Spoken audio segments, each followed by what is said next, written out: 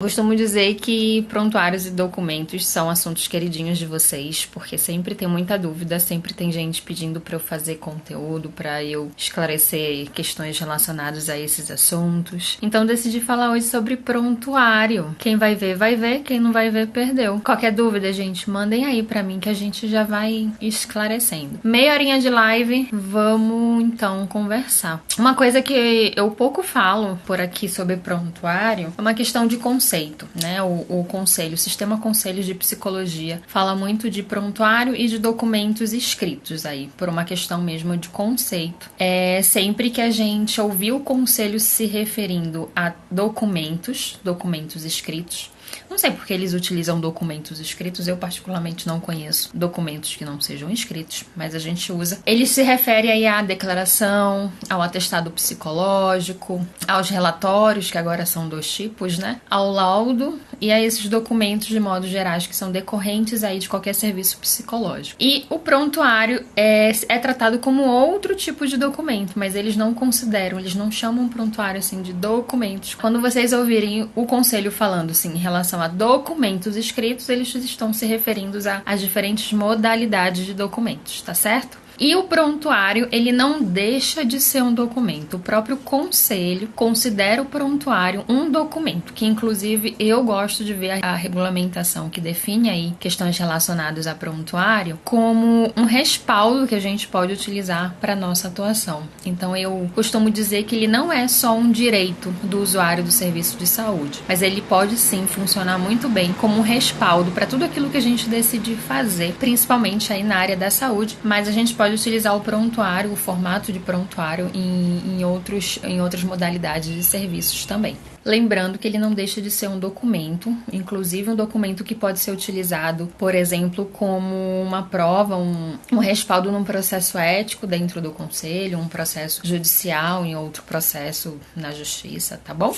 Outra coisa é o que a gente sempre fala aqui sobre prontuário, que ele é regulamentado, então, como um documento de direito de qualquer pessoa que utiliza o serviço de saúde. Então, assim como tem o prontuário psicológico, tem os prontuários multiprofissionais, nós mesmos podemos solicitar, eu nunca precisei pedir, mas qualquer um de nós podemos pedir. Eu quero ter acesso aí ao meu prontuário odontológico, o meu prontuário hospitalar, eu posso muito bem ver e ler. Inclusive, eu posso pedir uma cópia desse documento, porque o prontuário é um documento da pessoa que utiliza o serviço em saúde. Manu mandou uma solicitação para participar do meu vídeo. Quer conversar comigo, Manu? Oi, Manu. Quanto tempo? Bruna, Thiago Pessoa também. Boa tarde, meninas que estão entrando. Vamos continuar, então, a nossa história de prontuário. E aí no prontuário psicológico é a mesma coisa, tá? Então, como a psicologia é utilizada, é reconhecida como área de saúde, quem trabalha aí na área da saúde da psicologia, incluindo, por exemplo, o atendimento clínico, a psicoterapia, tem obrigação de elaborar prontuário psicológico. A diferença é que temos aí prontuário psicológico, temos transcrições de sessões, temos anotações pessoais e temos registro documental. Então, inicialmente, há muito tempo atrás, eu acho que até antes de 2007, a última carta que eu vi do Ministério da Saúde era de 2007, mas era a 4ª edição, então é até anterior a isso, tá? O Ministério da Saúde publicou, então, uma regulamentação que define aí o prontuário como de direito do usuário de saúde. No mesmo ano dessa regulamentação que saiu em 2009, o Conselho de Psicologia regulamentou então a obrigatoriedade do registro documental decorrente do serviço psicológico. Então já temos aí essa segunda diferença, que é registro documental e prontuário. É ou não a mesma coisa? Eu costumo dizer que o prontuário é um tipo de registro documental, tá? Qual é o cuidado que a gente tem que ter aí? O prontuário, por ser de direito do usuário de serviço de saúde, ao solicitar esse documento, ele vai ter direito de acesso a todas as informações que estão contidas no prontuário, ok? Aquelas informações que nós precisarmos registrar, mas que são mais sigilosas e que eu não quero que a pessoa tenha direito de acesso, tenha acesso se solicitar aquele documento, eu não vou registrar como prontuário. Eu posso fazer um registro documental. Registro documental é da psicóloga, mas não deixa de ser um registro formalizado com o andamento de um trabalho psicológico. Então, qual é a diferença? O prontuário, tanto a pessoa atendida, no caso de criança e adolescente, os pais ou os responsáveis vão ter direito de acesso. O Conselho de Psicologia, se for fiscalizar, tem direito de acesso a fiscalizar o prontuário psicológico. Então, é um documento que é considerado sigiloso.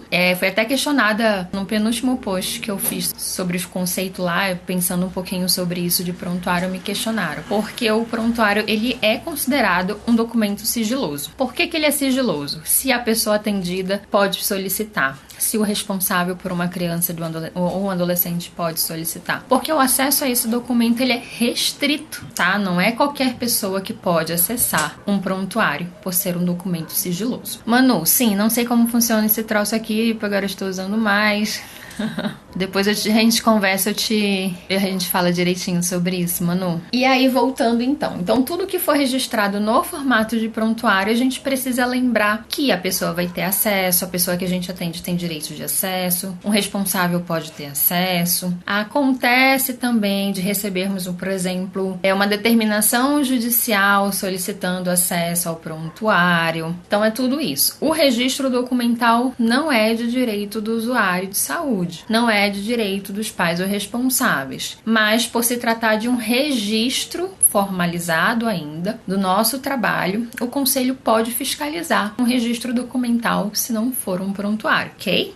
Diferença então das nossas anotações pessoais. A anotação pessoal não é documento que pode ser fiscalizado, não é um documento que a pessoa atendida vai ter acesso, não é um documento que o conselho vai ter acesso. Então as anotações pessoais são da psicóloga e são do psicólogo, ok? Sabe quando eu, por exemplo, fazia muito isso? Eu gostava de, quando eu atendia em consultório, pensar sobre o caso. Eu fazia muitas palavras soltas, brincava com a associação de ideias e falava assim, poxa, o que é que eu penso quando ele me fala isso? E eu saía escrevendo algumas coisas, pensava em algumas hipóteses diagnósticas para definir, por exemplo, o andamento daquele processo de análise, que a minha abordagem no consultório é a psicanálise. Mas esse material é meu, tá? Então isso, se a pessoa, eu quero acesso ao meu prontuário, ela não vai ter direito de acessar essas informações. E da mesma forma, o conselho também não tem direito a acessar essas informações que eu coloco como transcrições minhas, tá bom? Eu costumo dizer que na minha formação foi o que eu aprendi a fazer.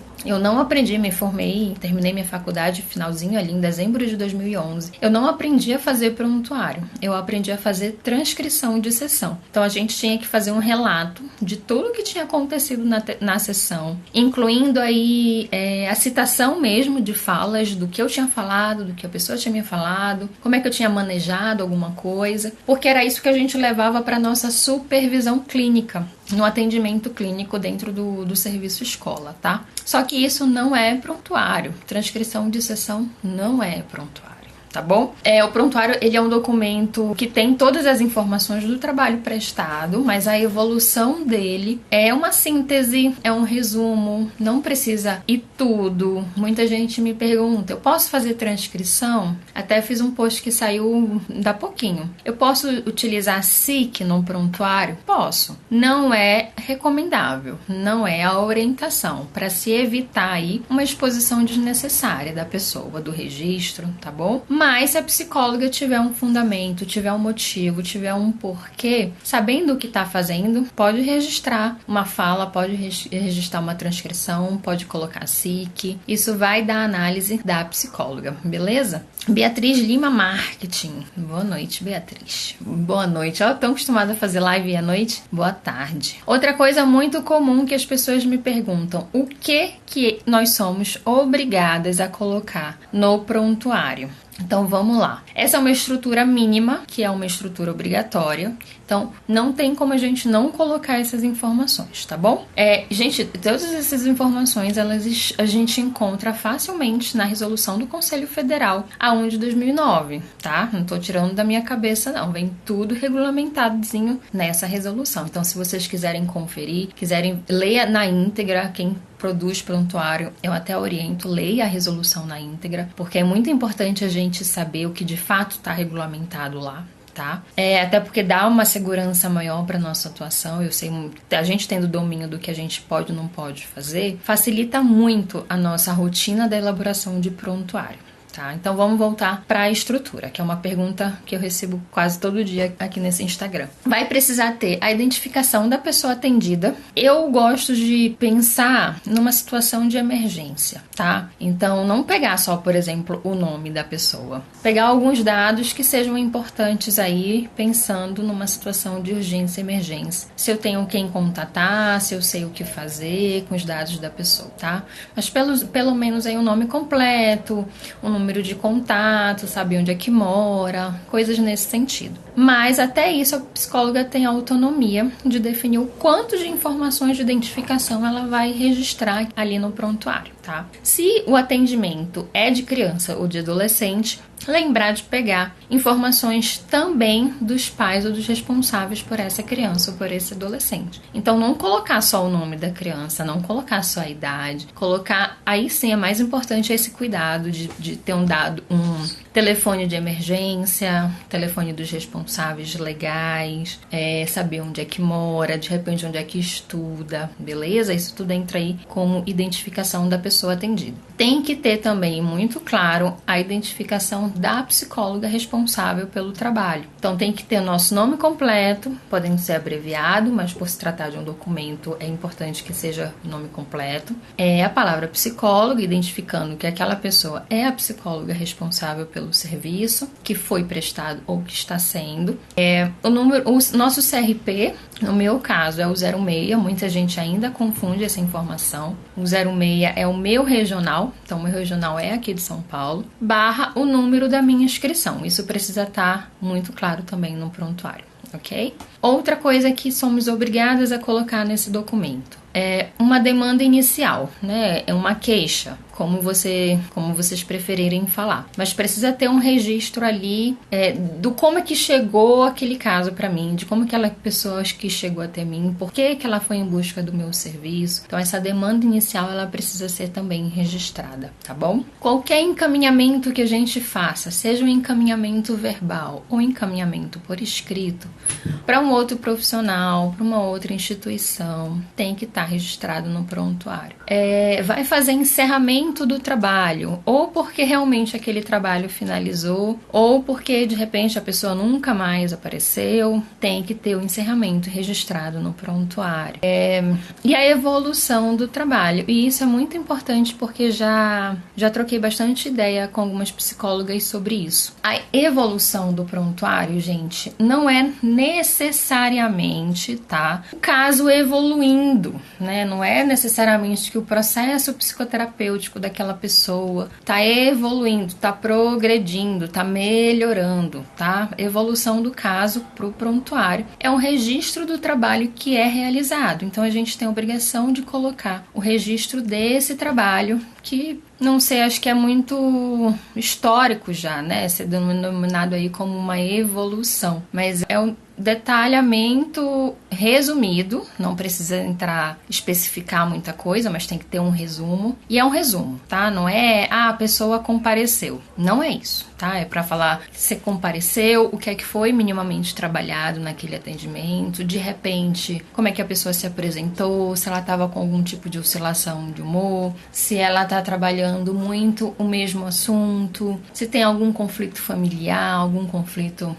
de aprendizagem, alguma coisa. Tem que ser um resumo, uma síntese, tá? Então não basta dizer se a pessoa compareceu ou não ao atendimento. Isso não é o suficiente, tá bom? Gabriela Matos, parabéns, Mari. Isso mesmo. Depois que lhe conheci, fiquei viciada em verificar a legislação. Gabriela é das minhas. Eu até brinco, falo, não me dê intimidade, mas me dê uma regulamentação para ler. E o prontuário também facilita o trabalho. Mantemos a ética, é verdade. Muita gente acha que é muito chato produzir prontuário, e às vezes é mesmo, não é sempre que a gente tem essa disposição. Mas quando a gente entende como deve ser o prontuário, quando a gente entende qual é a finalidade do prontuário, de que forma a gente pode utilizar essa ferramenta de trabalho, também por respaldo da nossa atuação, a gente tem maior facilidade de criar uma rotina. Então eu já vi muitas psicólogas que atendem muito, um paciente atrás do outro, não consegue evoluir o prontuário e leva trabalho para casa, leva prontuário para elaborar em casa. Se é uma escolha consciente da psicóloga, ok, não tem problema nenhum. Mas eu, particularmente, quando eu trabalhava em consultório, eu não gostava de trazer trabalho para casa. Então eu aprendi, a partir do momento em que eu conheci legislação, a facilitar então a minha prática e a minha rotina diária de trabalho dentro mesmo do consultório, tá? Outra coisa muito comum, já ouvi as pessoas me falarem assim, mas eu não faço a evolução porque não tem andamento no trabalho. A pessoa tá do mesmo jeito há muito tempo. Então eu falo assim, a não evolução também deve ser registrado no prontuário, tá? Inclusive, a psicóloga tem que colocar lá o que é que ela entende como não evolução, tá? Então, se ela acha que tá trabalhando sempre as mesmas coisas, os mesmos assuntos e que por isso não tem evolução, é importante que ela vá lá e escreva que tá trabalhando a mesma coisa do que na sessão passada, o porquê que ela acha que isso não é evolução, tá? Outra coisa que muita gente ainda não sabe, não existe obrigatoriedade da gente fazer a evolução do prontuário em todos os atendimentos. Não precisa, tá? Isso vai ser decisão da psicóloga, isso ela consegue adaptar aí conforme a sua necessidade, a sua análise, conforme achar importante. O que somos obrigadas a fazer, o prontuário precisa estar atualizado, tá? Então, por exemplo, ficar 2, 3 meses sem evoluir, por mais que a pessoa, muita gente fala assim, mas eu tenho uma boa memória, a gente tem que guardar o prontuário por 5 anos, né? Então, não é só um paciente que a gente atende, muitas vezes são 1 dia, 2 dias, tem gente que vive só de consultório, então atende vários pacientes durante a semana. Enfim, 2 meses eu considero muito tempo sem evolução, tá? Mas se a psicóloga se garantir, assume a responsabilidade ética e ok. Então a gente pode evoluir por sessão, por atendimento, e aí se for, é importante a gente colocar a data de cada atendimento e aí o resumo do que foi feito. A gente pode evoluir a cada 15 dias, a gente pode evoluir uma vez por mês. O cuidado de, por exemplo, evoluir uma vez por mês é que no momento em que for fazer o registro dessas 4 sessões no mês, por exemplo, colocar as datas em que os trabalhos aconteceram, tá? Então não fazer só um resumo lá, mês de julho, e aí faz um resumão do mês. É importante fazer o resumo e especificar as datas em que aconteceram os atendimentos, tá bom? Dúvida, adoro dúvidas. Mari, referente à psicoterapia em grupo, o ideal é ter um prontuário para cada paciente do grupo? Gabi, isso tá na regulamentação, dificilmente eu vejo as psicólogas fazendo, mas aí eu costumo dizer, né? Se vai não fazer, pelo menos não faça sabendo que não tá garantindo aí o que está regulamentado. Pela resolução do Conselho Federal, no atendimento de grupo, o que é que deve ser feito? Não é nem questão de ser o ideal, é o que está lá na resolução, tá? Um registro em prontuário para o funcionamento do grupo e um prontuário individual para cada participante. Eu falo que não é questão de ideal, porque isso está muito claro na regulamentação. É só vocês lerem no finalzinho lá da resolução. Tem como é que funciona no caso do atendimento multiprofissional, no caso do atendimento em grupo. Isso está claro. É um prontuário para o grupo e um prontuário individual para cada participante daquele grupo. E aí as outras orientações são iguais. A frequência de evolução é a mesma, a estrutura mínima é a mesma, independente se o trabalho é em serviço escola, se é atendimento individual, se é atendimento em família, a estrutura do prontuário vai ser a mesma. Com todas essas informações que eu falei para vocês. Tá bom? Claro, se a psicóloga sentir necessidade de colocar uma informação a mais, um item a mais, não tem problema nenhum. O que ela precisa garantir é essa estrutura mínima que está regulamentada. Beleza? Qualquer documento que seja elaborado durante a prestação do serviço, é necessário ter uma cópia ou uma via do documento no prontuário, tá? Eu costumava, eu gosto de trabalhar com vias, então eu dificilmente tirava cópia de documento. Sempre que eu precisei elaborar documentos psicológicos, geralmente declaração foi o que eu mais precisei elaborar, eu fazia em 2 vias, Por quê? Porque fazia no computador mesmo, não tinha modelo pronto nem nada. Fazia no computador, imprimia e assinava, carimbava, assinava. E aí eu ficava com o documento original no prontuário e a pessoa levava o documento original também, geralmente para o trabalho ou para uma escola. Então eu gosto de fazer sempre documentos em 2 vias, porque fica um original com a pessoa e um original no prontuário da pessoa. Beleza? Outra coisa bastante comum é atendimento de criança e adolescente. A criança fez um desenho. Tenho que colocar no prontuário? Vai depender da finalidade daquele desenho, tá? Então, se é um desenho livre, que a criança começou a fazer ali, mas a psicóloga não trabalhou no atendimento, não utilizou pra nada, a criança só tava ali, não tem obrigatoriedade nem de guardar aquele desenho, tá? Mas, se foi trabalhada alguma questão do desenho, se a psicóloga pediu pra criança fazer aquele desenho, fazer aquelas anotações, o que quer que seja solicitado, mas foi algo trabalhado, aí é importante que tenha registrado esse desenho, tenha mantido lá o desenho no prontuário, mas não é o desenho solto, por exemplo, tá? É importante datar aquele desenho e registrar na evolução do prontuário por que aquele desenho tá ali. O que a gente precisa sempre ter em mente para elaborar um prontuário é que não é um documento nosso. É um documento da pessoa. Quando a gente atende, por exemplo, adolescente, eles têm direito de solicitar o prontuário e ler. Muita gente fala assim, mas ninguém solicita. Ainda não é comum ou tão comum as pessoas solicitarem acesso ao prontuário, mas isso vem acontecendo cada vez mais, tá?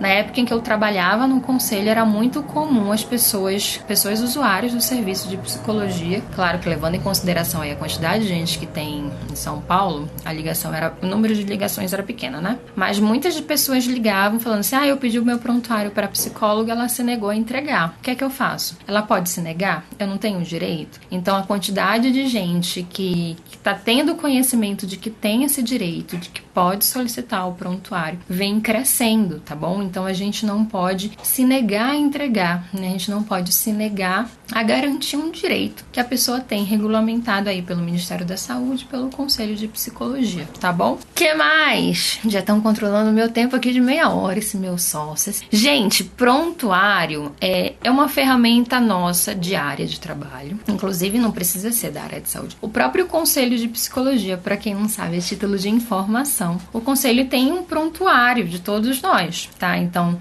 o departamento, se eu ligo lá, sei lá, eu ligo para o departamento de orientação, peço uma orientação.